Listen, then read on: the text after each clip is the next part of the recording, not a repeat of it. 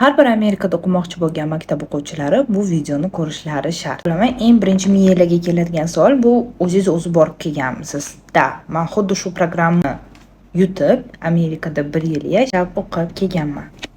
Va bu o'zi qanaqangi bo'lgan? Bu imtihon juda ham O'zbekiston bo'yicha competitive grant programma, ya'ni ingliz tilini albatta bilishingiz kerak.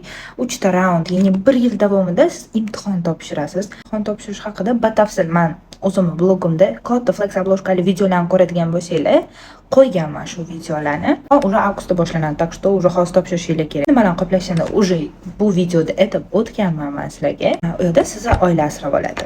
Mana bu meni oilam.